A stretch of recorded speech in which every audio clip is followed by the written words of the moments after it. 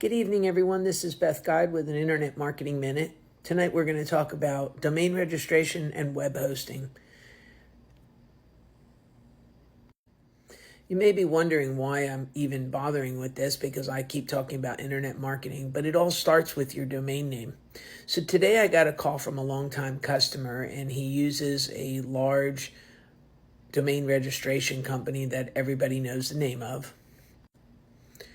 And miraculously, or not miraculously, I guess, his domain was showing a phishing scam, meaning, a scam, not fish and people in ponds with fishing reels. So he wanted to know why it was showing that. When we looked at it, it seems that the registration company had signed up an errant hosting account when he renewed his domain, and they disconnected his website from the domain name. So why do I care what your domain name is anyway? Well, really, it's the first line into your website, into your marketing, into your company.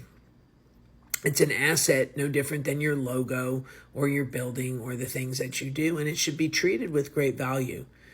The thing is that most people don't even know where their domains are registered. They go buy it as part of something else that they do, i.e., buying it through Vistaprint when you buy business cards, or getting it through Squarespace when you sign up an account with them.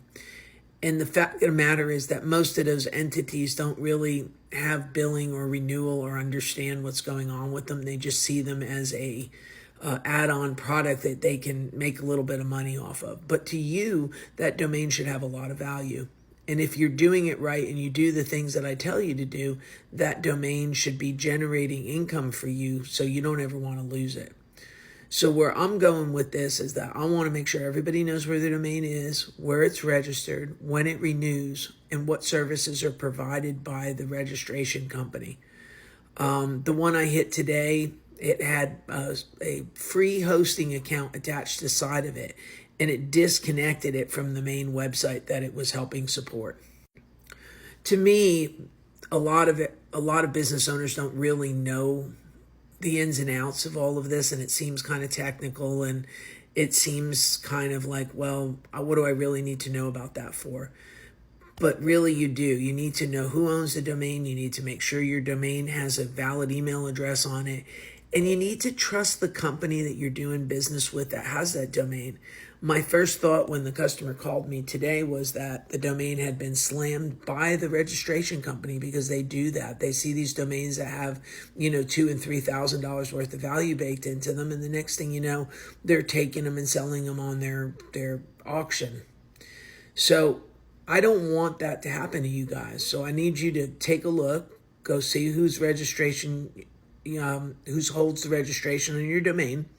I think you need to make sure that you know who you're doing business with. Just because they have a big name and they sound like, maybe your father, that doesn't mean that they're always going to do what's in your best interest. And I think that's what we all have to start to learn, that there's not altruistic reasons for people to do business with each other. That a lot of the times it's, especially in this industry, it can be way more predatory.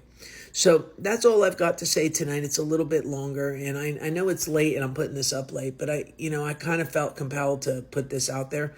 I'm going to put one out this weekend that talks about web hosting too, because I saw something go by and people were asking questions about it. And it's just one of those things that if you don't know who you're doing business with and you don't know what's going on, the only one that can look out for yourself is you. So this got Beth Guide with the Internet Marketing 4 minutes tonight, because I had a little bit more to say.